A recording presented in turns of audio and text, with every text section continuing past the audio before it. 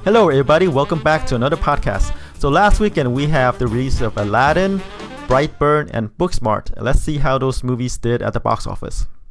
Alright, let's jump right in. Coming in at number 1 is Aladdin. It is the latest Disney adaptation of their classic animated features. Over 3 days, the movie pulled in 90.4 million, and for 4 days, it is 12.7 million, and I say this movie could probably open somewhere between 60 to 65 million 3 days and 75 million 4 days. So this Aladdin actually overperformed my expectations, projection, and other box office analysts as well.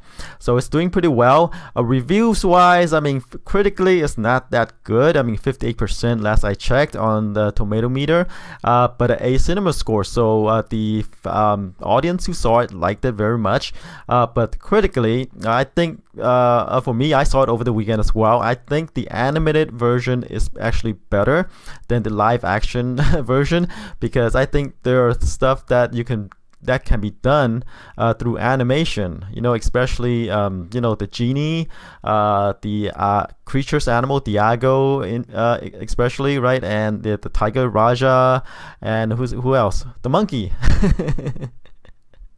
Abu, right, and the monkey Abu. I think those when they make the transition to live action and CGI mix, I think the animal creatures and the genie as well kind of like they become lesser creatures, right, because of the special effects needed and the budget involved, right. I mean, I'm sure they could spend a lot of money to make to have those animals like Abu, Raja, and the genie, etc. Perform just as well as the animated version, but you have to spend more money, right, and they have to work harder to make that back at the box office. So that's why I think the live action version became a lesser version of Aladdin than the animated version. I like the animated version better, so there you go. That's my opinion. So I can see why critics gave the movie a lesser review than the animated version, right? 58% on the tomato meter. But all in all, it's actually a pretty well-made live-action adaptation, considering this one's focused more on the human aspect, right? They have the same song and dance numbers.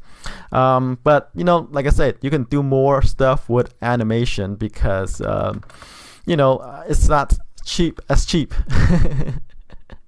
I guess it's actually more expensive to do special effects now than previous through animation. I think that's just my amateurish take right now on Aladdin. But in any case, the movie overperformed my projection and other box office analysts as well. So this is another successful live action adaptation for Disney.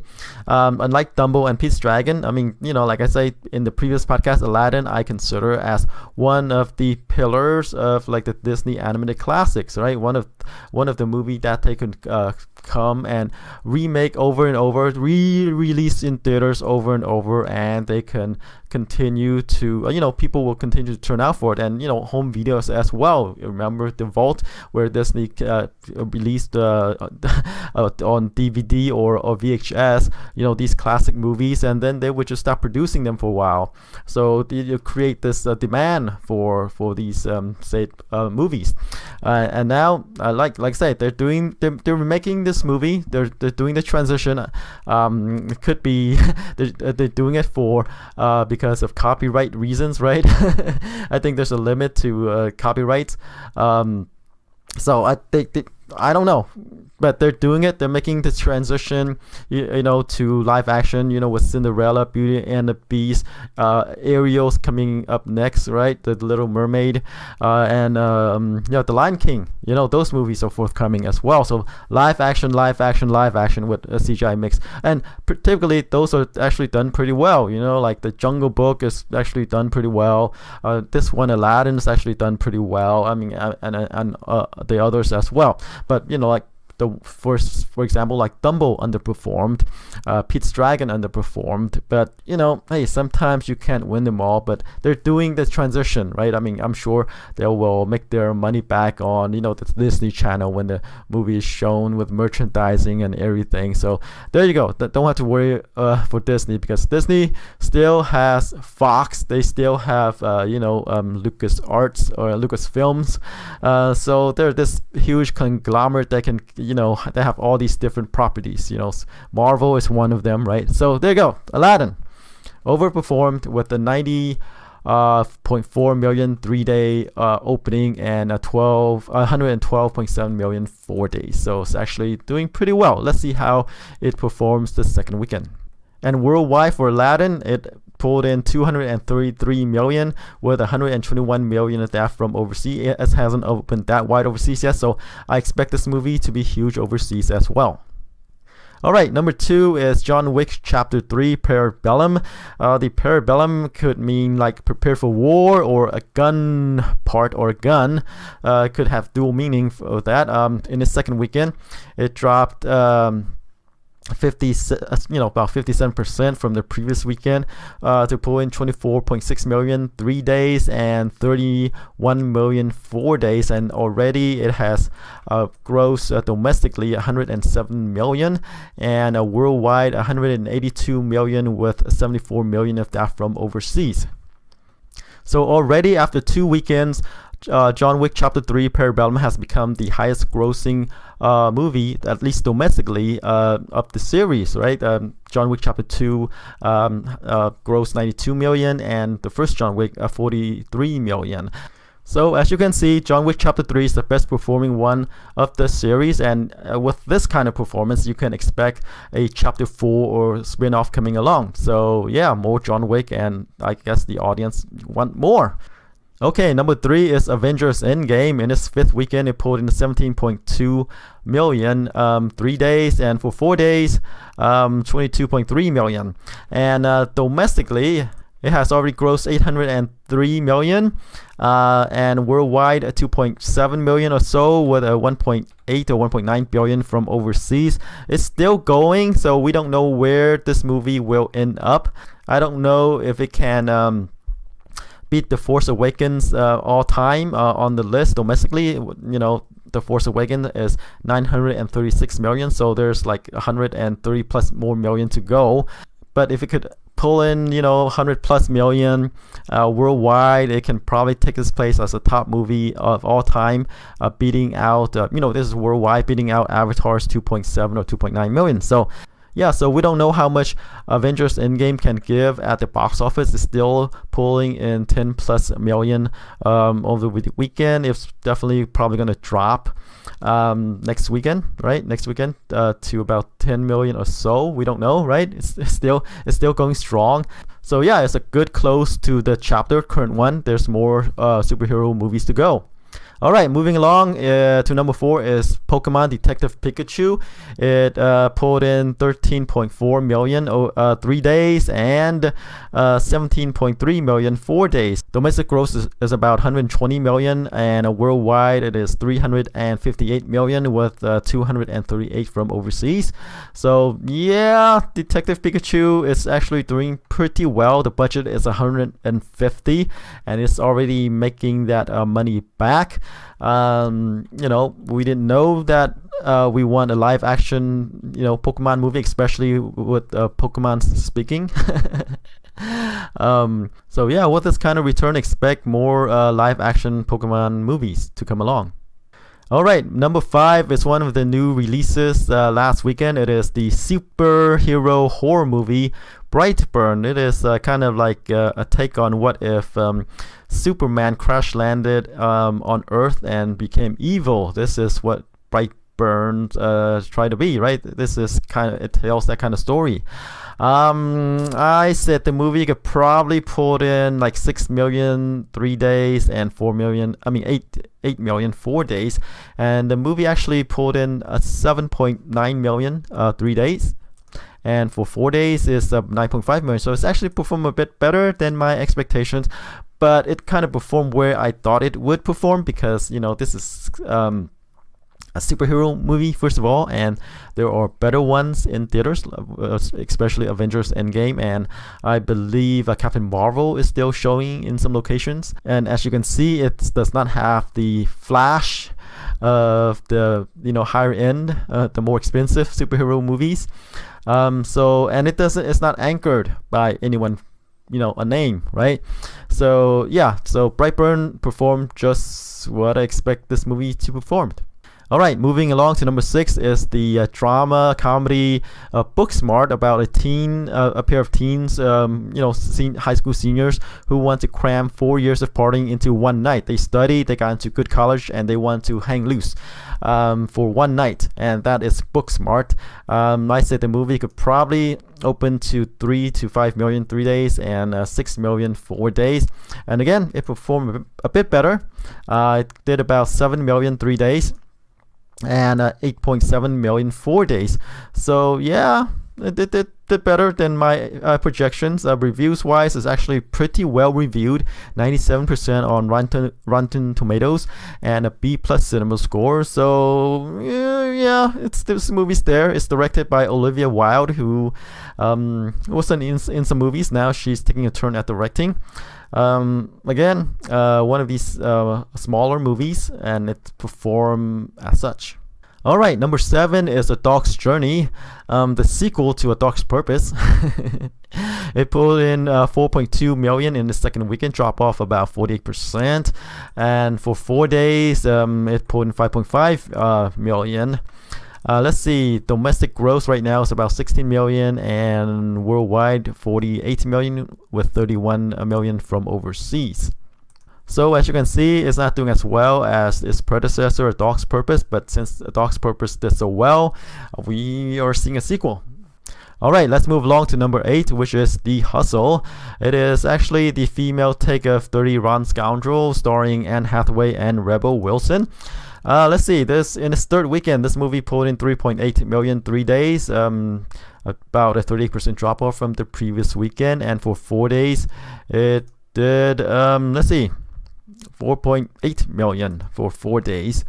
And domestic gross right now is about 30.8 million, and worldwide it is 67, with 36 million from overseas. Though I don't know what the budget for this movie is, but it's probably about 45 million for The Hustle. Alright, number 9 is The Intruder. It is a home invasion thriller starring Michael Ealy, Megan Good, and Dennis Quaid. It pulled in about 2.3 million for 3 days, and 4 days it pulled in 2.9 million. Domestic gross is about 32.6 million. It hasn't opened that wide overseas yet, so worldwide is about 33 million. Alright, let's close out the top 10 with Long Shot. It is a romantic comedy starring Charlize Theron and Seth Rogen. For 3 days, the movie put in 1.6 million in its fourth weekend, and for 4 days, 2.1 million. And domestic gross right now is about 29 million, and with 10 million overseas for a total about 39 million.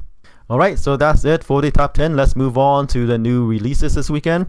We're going to have 3, the biggest one of which is Godzilla, King of Monsters.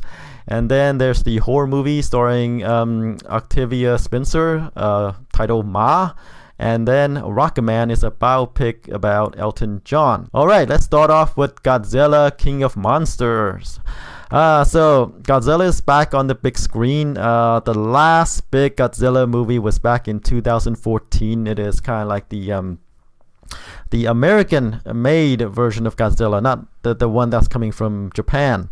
So that movie, the one in 2014, opened to 93 million, went on to make 200 million domestically and 529 million worldwide. So as you can see, it's a huge success for a Godzilla movie, right? The previous Godzilla movies, the Japan produced ones, could only dream of these numbers. So that's why we're seeing a sequel right here, Godzilla, King of Monsters. In that 2014 movie, we have 2 monsters fighting Godzilla. Now we have more. This is kind of like the Avengers of the Godzilla movies. We have Godzilla, we have Mothra, we have Rodan, we have what was it? Ghidorah, yeah, and others. So yeah, they all these monsters are battling for supremacy in this new one. Yeah, WrestleMania, you can say that. It's kind of like a wrestling movie where they trash talk each other and then they fight to see who wins, and they can fight other ones. So there you go. That's what Godzilla movies are. Wrestling matches with people in suits. But now we have CGI for this, and humans as spectators. Okay, this movie stars Kyle Chandler, Vera Farmiga, Miley Bobby Brown, Bobby Brown, Ken Watanabe, and Zhang Ziyi for the Asian audience, Asian market. So yeah, the first movie did really well, and this movie has the potential to surpass it because, like I said, it has an all-star cast. Meaning the monsters, right? Not the people, not the humans. People don't pay to see the humans, right? So there you go. So this movie has the potential to surpass the first movie in the at the box office. Given that, right, we still have a lot of old movies in theaters as well. Competition, there's still the Aladdin movies, there's still Endgame still coming in strong, right? But it's tapering off somewhat, right? So Godzilla could be this weekend's biggest movie, right? We don't know how Aladdin will drop off, right? Could be audience front load the movie, and they'll go watch something else later on. Having said that, right, I think King of Monsters could probably, conservatively, I'm going with conservative figures, could open to 95 to 100 million this weekend. I could see it open more, but 95 to 100 million is my conservative take. Okay, up next is the horror movie Ma, starring Octavia Spencer as a woman who invites some teenager over to her place so they can booze up, right, and party. And it turns out not everything's as it seems, right? They get drunk and she did things to them in the drunken state, which they'll find out eventually. So this is the horror movie. It's a horror movie. Godzilla's in theaters, Aladdin's in theaters. There might be an audience for this, as there's always are for horror movies, right? So an opening of 10 million for Ma. I could see it opening higher, but probably not, mainly because due to competition from the other movies. Okay, finally we have Rocketman. It is about Elton John, the singer, starring Taron Egerton as the man himself. These biopics about these musicians are doing pretty well, right? Like Bohemian Rhapsody did better than my expectations. Bohemian Rhapsody opened to 51 million, went on to gross 216 million domestically and 903 million worldwide. And A Star Is Born, although not a biopic, it's a musical sort of, right? The songs, etc. That one did pretty well. Given that, right? Elton John. Is he bigger than the band Queen? I don't know, right? It could be. From the trailer, it doesn't seem as electric as Bohemian Rhapsody, even though his songs are in there. So I don't know. I don't know how his audience will respond, how his fans will respond to this movie. Are they gonna go out and watch it, or are they gonna go to watch Godzilla, right? I don't know. So for this one, I think a 20 to 25 opening for Rocketman. Alright, so that's it for this week's podcast. Tune in next week to see how I did. Until then, take care. Bye bye.